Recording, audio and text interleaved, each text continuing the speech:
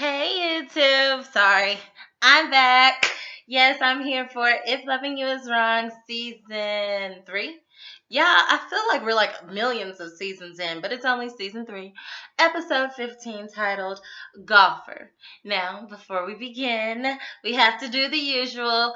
Yes, my quick 30-second speech. Subscribe, subscribe, subscribe. I'm so happy. I am on the road to 1,000 subscribers. I am getting there. If you're new to this channel, subscribe. If you are a returning subscriber, I love you. But again, if you're not, click that subscribe button. Okay, so we got that out the way. So let's get into the episode. So this week's episode was titled The Golfer. This was a pretty good episode. It wasn't like a boom episode, but it was good for what it was. Okay, so just digging right on in. So remember, at the end of last week's episode, there was a tussle back and forth between Brad and Randall, and I was trying to decide who was going to go to jail because Brad started it, so Brad should really go to jail. Well, the episode starts off with let me see. Luschen is walking down the hall of the police station. Then he meets at the other end of the hall with Steven, having both Randall and Brad cuffed. Now, he probably cuffed both of them because, they were fighting in a restaurant. So at this point, you don't know whose story is right or not. So let's bring them down to the station to get their stories. Okay, well, of course, like, Randall is talking, like, big stuff. And, like, Lucian is like, calm down, like, what happened? Steven is like, look, I'm going to just pass them on over to you. You know them much more personally than I do. So then Brad starts talking, just lying, trying to get himself out of jail, of course, talking about how, like, Randall started this. Randall hit him first. He followed him to the restaurant. He probably has a tracker on his car or something. And I'm thinking, like, okay, from last week's episode, I know that Randall looked in his phone to, like, see where someone was, but I didn't know if that someone was Brad or if it was Marcy. But apparently it was Brad, we find out later on in the episode. But since Brad was calm, although he was lying, he was calm, Lucian let him go. But Randall is still popping off. So Lucian is like, look, you gonna sit here. I was gonna let you go, but since you won't be quiet, I'm gonna let you sit here for a second. So then Randall is like super mad and like calls him an Uncle Tom and is just like talking stuff like he always does. Randall's mouth gets him in trouble most of the time. Most of the time, people would just walk away or leave him alone, but he doesn't know how to let stuff go. Anywho, so then we move on to Ian and Marcy. So Marcy is laying in her bed after a long night at the restaurant. I guess Ian took her home and he gives her a call just to check on her to see if she's all right. And then he even questions whether or not Randall is stalking her. And she's like, honestly, I have no idea how he even knew I was at the restaurant. I don't know. I just want him to sign these papers and get them over with. I guess Larry didn't get him to sign the papers. Where in all actuality, Larry did, but Larry's a little tied up right now in a storage truck in the middle of nowhere. But we'll get to that too. So he's like, Ian feels bad. He's like, you know what? I want to help you, okay? I want to be a strong ally for you. I'm going to help you get rid of this guy. At least get him to leave you alone and stop coming around, and I'm going to help get you out of this situation. But can I ask you a question? She's like, go ahead. Like, Captain Obvious, I already know what you're going to ask. And he's like, well, why didn't you tell me you were pregnant? Excuse me. That was none of your information, like none of your business. That is not need to know information for you. He was like, well, I kind of thought we were on a date. No, y'all were on like a client realtor celebration, as she would say. So no, but I wonder, he still seems like he's interested either way. So he's like, well, you know what, at the end of the day, that's not important. Your baby is important. I hope you're okay, but what's more important is helping you get rid of Randall, so I'm gonna help you out with that. And she's like, thank you. So then they get off the phone and we see like Marcy like actually like holding her stomach, and it seems like she's in pain or her stomach is cramping or something. I know this has been a stressful night, so that scene was a little concerning. We'll find out more about that later. Okay. So the next thing you know, we go to good old Esperanza. Of course, she's gone home from her date with Steven, and as we know from last week's episode, he said he's gonna be waiting at her window. Well, he did not lie, because she got home, had on her like off the shoulder dress, and it was like super tight and stuff.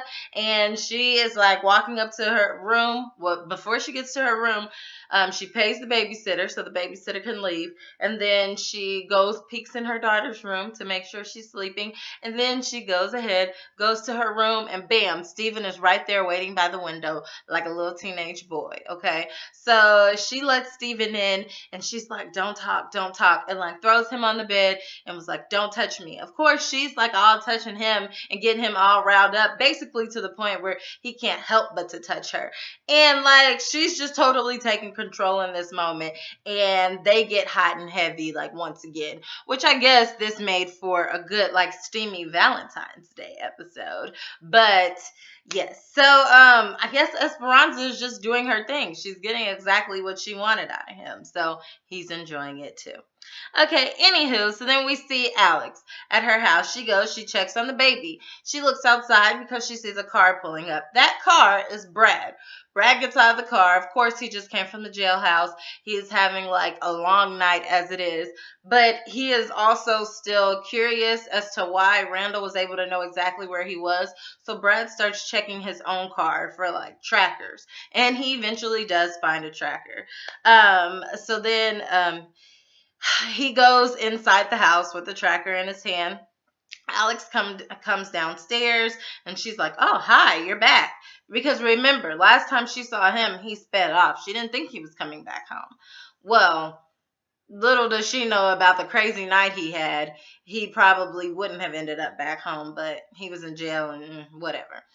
All married men go back home. But anywho, just a lesson out there, since today is technically National Side Chicks Day, but let me just put that to the side. Okay, so he's like, yeah, for now, because y'all know Brad is childish. But she sees him like icing his hand, so clearly something happened. She's asking what happened. She's asking if he needs dinner. You know, she's always like very like, Brad, what do you need? What do you want? What can I do for you? How can I make things better? And he's always pushing her to the side. And he's like, nothing happened. He won't tell her anything.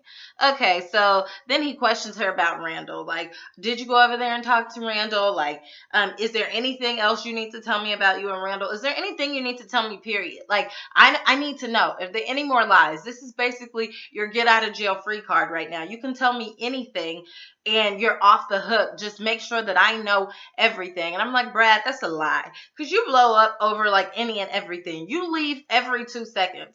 So like if she does have something to tell you, she's probably scared to tell you. And at the same time, Alex does have something to tell him. Like, of course, she's keeping this lie that the blood test says that it's neither one of their babies, but that's a really big lie that she can't even explain in this moment. So she kind of like has to keep that to herself, because she doesn't even have a truth to reveal out of this lie. But whatever the case, she's like, no, I don't have anything else. She looks like super nervous, so she gives herself away. But whatever. And he keeps questioning her, and then he's just like, finally like, okay, whatever. So then it moves on to the next scene. Esperanza. She's at her house. She wakes up. I guess it's like early in the morning at this point, after her and Steven had their little time together. And she's like looks like super irritated, and like Steven is snoring, and she like wakes him up like, hey, you need to go home. And he's like, geez, okay. She's like, you're not even gonna argue with me? Girl, why would he argue with you? So she's like, just go home. And he's like, okay, hold on. Like, let me get my pants on. I don't even have a shirt on. And she's like, is that all I am to you? Am I just sex? And I'm like, girl, duh. Like, this is what you said you wanted, okay? Like, you said we're going by your rules. When you call him and you want him to come, he'll come. And that's exactly what he did. And he said he was saying the exact same thing. Like, what? I thought this is what you wanted. Now you're confusing me. And she's like, you know what? Just get out. And he's like, you know what? he doesn't like her attitude. He doesn't like the way that she's treating him. He feels like he's being used, like he's just a service boy. Like he wants to get to know her. He wants to like be able to cuddle with her, but she doesn't allow him like that opportunity to do so. And then she's like acted really weird with him, especially at work and all, since they've kind of like, intertwined between the sheets. So he's like, you know what? This will be our last time doing this, because I don't have to take this either. Do you want me to go out the window or the front door? I can make sure your daughter doesn't see me. But he was like, what about the neighbors? She's like, you weren't worried about the neighbors last night, girl, because it was dark outside. Whatever. So then he's like, okay, fine. I'll go out the front door. And she's like, okay. So he leaves out. Of course, when he leaves out, he's confronted by good old Eddie that has been sitting outside for 3 hours. Now tell me, Eddie is a police officer, right? I know they do a lot of like off-duty work or out of the office work. However, Eddie, before he was outside of Esperanza's house for the whole 3 hours he waited for Stephen to come out, he was torturing Larry in the storage truck. So, like, when does Eddie ever, like, actually work or do police work? Never, okay? And nobody ever says anything, but whatever. That's neither here nor there. But basically, like, Steven is like taunting him about like his relationship with like Esperanza. Eddie, it kind of gets under his skin a little bit, but not too much. Like Eddie's like, okay, yeah, get on your bike and go home. And for a minute I thought like, did he strip his brakes or something? Like, is the tire busted? Is the bike gonna blow up? Like, why is he so adamant about Steven getting on his bike? And Steven is like, you're so big and bad, like you want to get rid of me, like you can just shoot me now. I don't have on a bulletproof vest. And Eddie is like, nah, the only thing that stops me from shooting you is that badge you have on. If you weren't like a man of the law, I would have gotten rid of you. And he's like, yeah, whatever, get out of my way. And he's like, hey, have a nice ride. So this makes him look real suspicious, but whatever. What's his face? What is his name? Steven is not picking up on it. At that point, I would have been like, you know what? I'm good. I'm going to call it Uber, okay? But then you could have got an innocent person involved, so that's probably best not to do that. But anywho, so Steven gets on the bike, rides off. This is after Eddie walked to his car or truck. Next thing you know, when Steven gets on his bike and rides off, we see a black van follow Steven, and then Eddie comes following right behind. So it's like another body out on the street, all because of Eddie. Eddie has a lot of people attached to him that just like disappear, like Andrew, like Larry, like Steven is about to disappear, like the little cop that used to be like Eddie's flunky, basically. Like, where are all these people at? Okay, anywho. So then we see, okay, the police let Randall out of his cell. They put him in a holding cell, probably just to calm him down.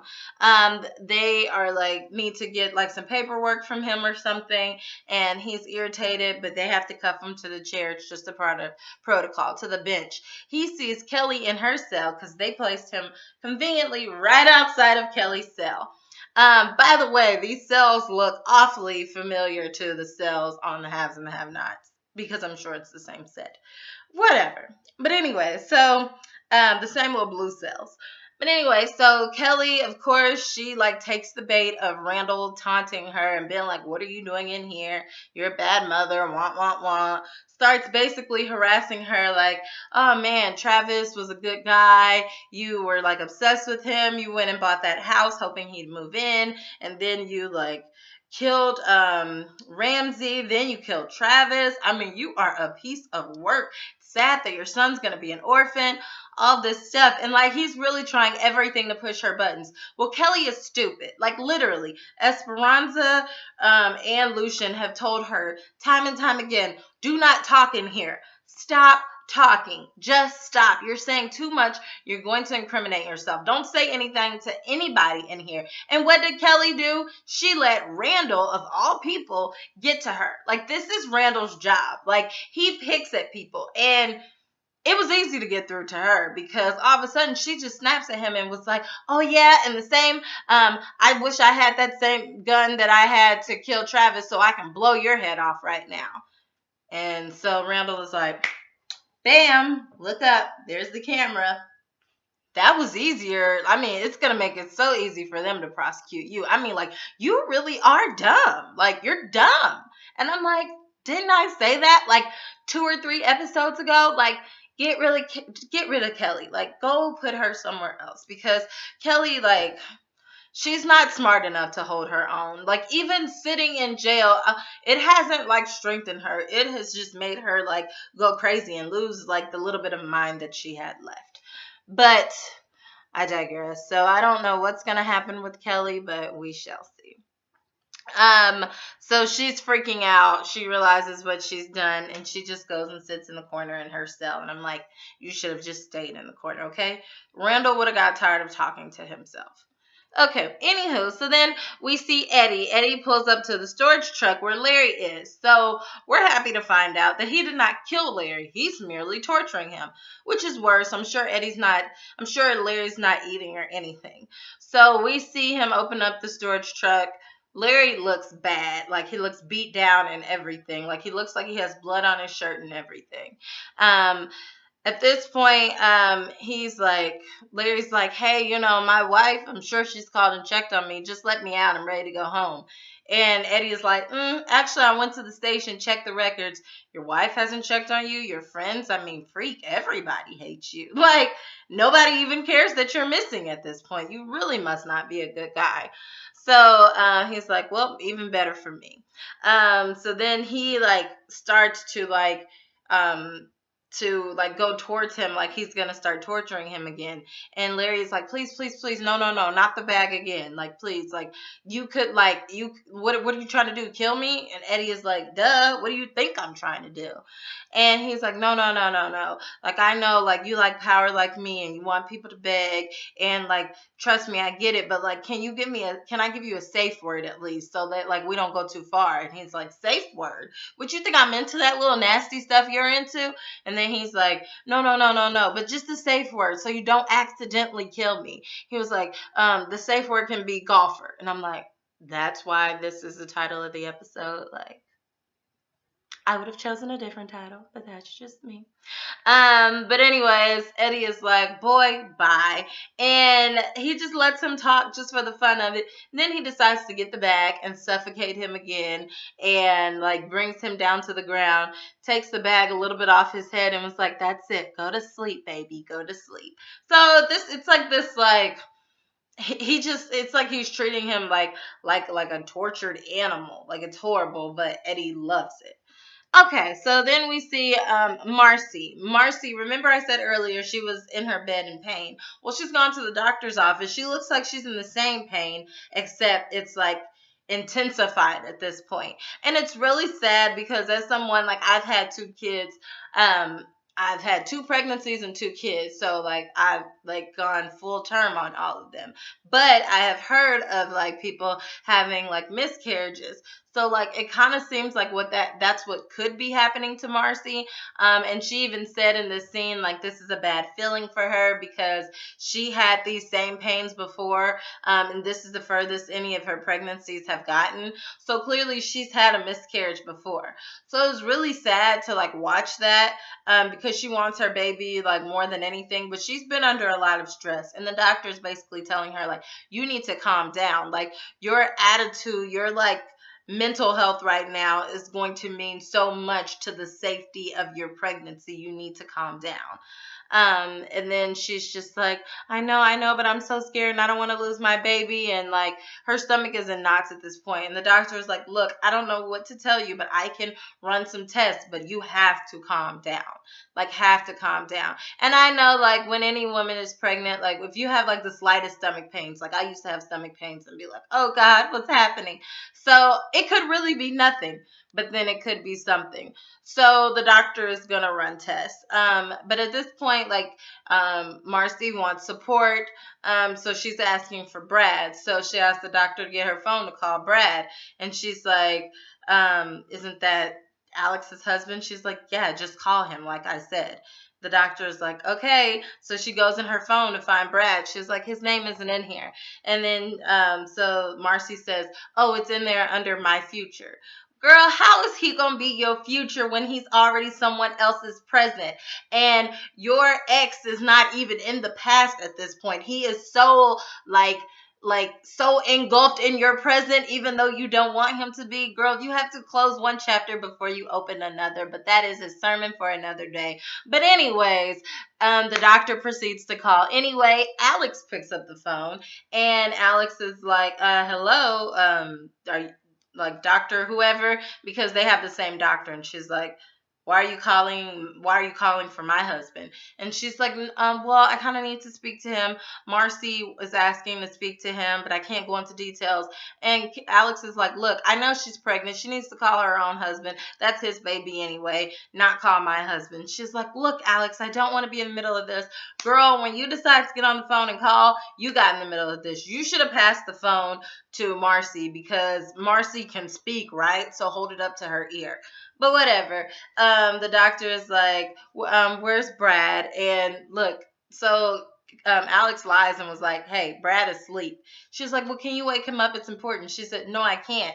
And quite frankly, I won't. So I don't know what to tell you, but it's not going down. And like gets off the phone with the doctor, and but the doctor was like, can you at least relay the message? Alex said, okay. So then next thing you know, Brad comes walking out the bathroom and is like, who is that? And then Alex looks stuck. And in this moment, she's like, am I going to lie to him again, or am I just going to tell him the truth? This is a catch-22. If I lie, he's going to say I lied to him again, and it's another white lie. He's not going to trust me fully, and he's going to leave me. But if I tell him the truth, he's going to leave me, and he's going to go check on his other woman, basically. So this is a hard place to be in, but as we can see from the previews from next week's episode, she's going to tell him, and he's going to go running to his other woman. But anywho, with that being said, I hope you enjoyed. If you got this far in the video and you're not a part of this family, you may as well subscribe, okay? Share, comment, subscribe, like, subscribe, and check me out at mrsblogaholic.com. Bye.